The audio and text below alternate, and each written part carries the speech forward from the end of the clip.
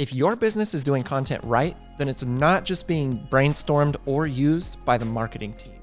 Content is a huge part of sales too. And here to talk with us today about sales enablement content is one of our expert coaches, Devin McCarty. How's it going, Devin? Really good, man. Happy New Year. Hey, Happy New Year. Always great to have you here. Love hearing your knowledge. Today we're talking about sales enablement and content, which may not really seem like two things that always go together. Content can really seem like a marketing thing and not as much of a sales thing. So can you talk a little bit about why content is so important in the sales process to begin with? Yeah, if you think about it, a lot of salespeople get really frustrated by some of the marketing stuff they see. And as customers, sometimes we get really frustrated by the marketing materials that we get sent.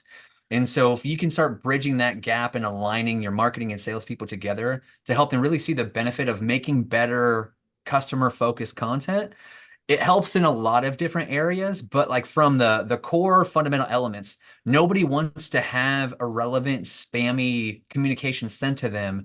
And that's what happens when we don't really spend time helping sales and marketing teams understand how to talk to people. Assignment selling is a good method to help solving some of those issues.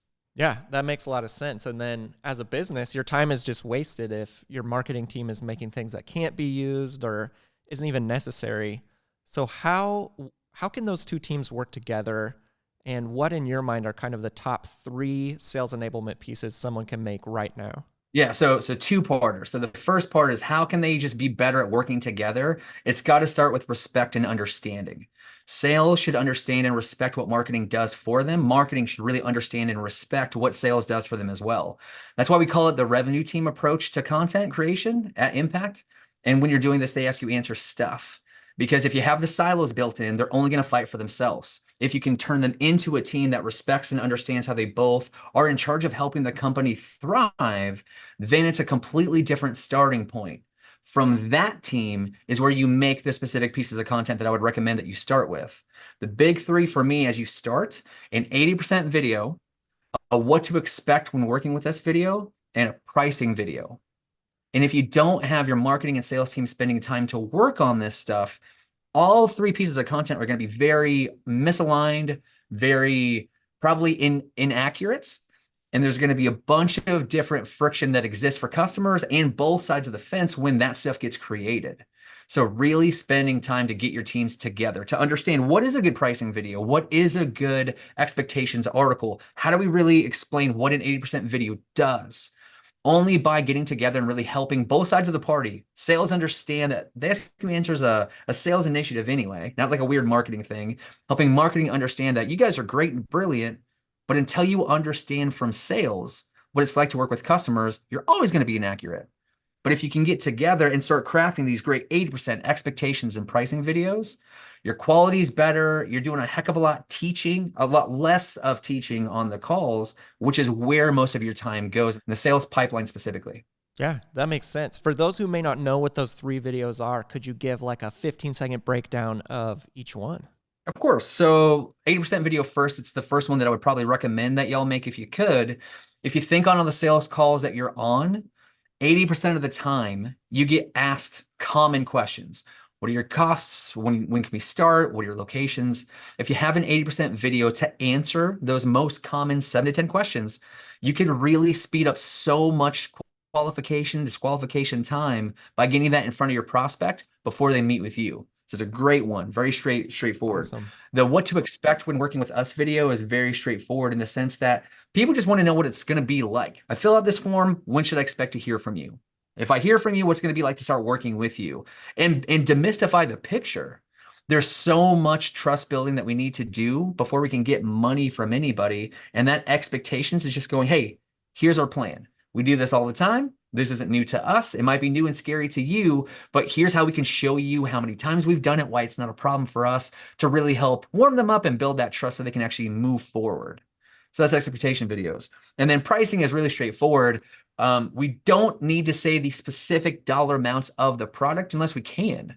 But what we should definitely do is talk about the ranges low to high that something could cost, and specifically the factors that affect that cost and drive it up or down. How come some businesses are more expensive than others? Why are some businesses really cheaply written on their sales pipeline and on their website? A good pricing video is objective. Talks about, for better or for worse, here's what we're seeing out there. Here's a little bit about what we do, but here's what you should consider before working with anybody. And use that 80-20 rule. Talk about the industry 80% of the time, yourself about 20% of the time. So it's not a commercial about you. It's a thought leadership piece that's helpful to your customer, which is the point. True sales enablement content isn't about the company, isn't about the salesperson at all. It's about the customer, their fears, worries, concerns, and issues. If it's anything other than that, it's probably going to be off. Yeah, that makes sense. And there's probably a lot of business owners out there thinking like, man, those are things I talk about every single time with 80% video and the cost video.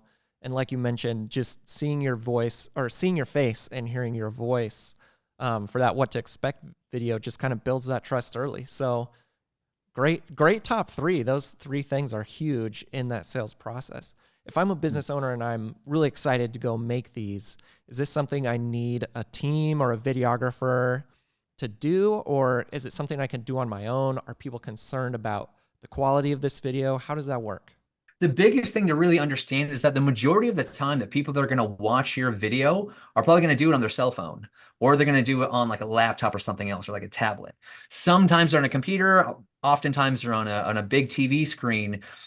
But that's why I want you to really get out of the weeds of worrying about 4K, 8K cameras and hiring videographers if you just don't have the budget to do so.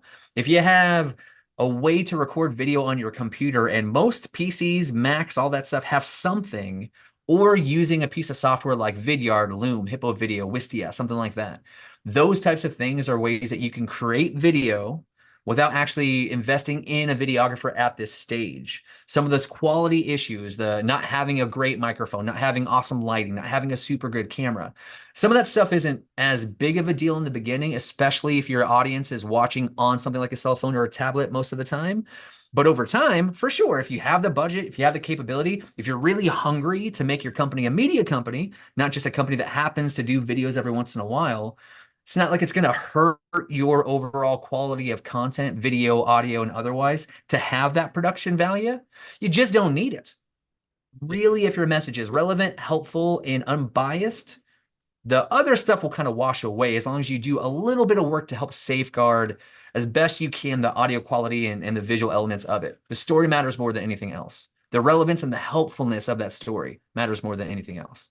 Yeah, that makes a lot of sense. And it's probably something you can start with, that simple video. And then as your business grows, you have more budget for that kind of thing. You bring in that needed videographer anyway. You can update those videos and kind of up that production quality too. So I like that. Absolutely. And that's a good first week for them, right? Hey, welcome to the team. I know you're going to get your feet wet. A really good starting point for you is to go back and audit the videos that are already on our website. Look at our contact us videos, look at our other stuff. And with that new videographer, it's not like they're ripping down what you made, but you're in a position where you can invest in some higher quality, let them cut their teeth on upgrading what you've got, and then they've already got a better breadth of what you do and can more quickly do the other things that you want them to do. Get the most out of every part of the buffalo and really do your best work that you can, no matter what your budgets are. Don't let it stop you because you can't afford a crazy 8K camera. Awesome. Yeah, love that. Great nuggets of wisdom there, Devin. Well, thanks for talking with us today. I know I learned a lot, and we're excited to see you when you join us on the next one. Sounds good, man. Appreciate it. Content can be as good as gold for your business. Are you creating content just to have a presence, or are you creating the kind of content that helps customers and brings you business? Do you need help with sales enablement content or a sales strategy? Well, contact us at impactplus.com today to start working with a coach just like Devin.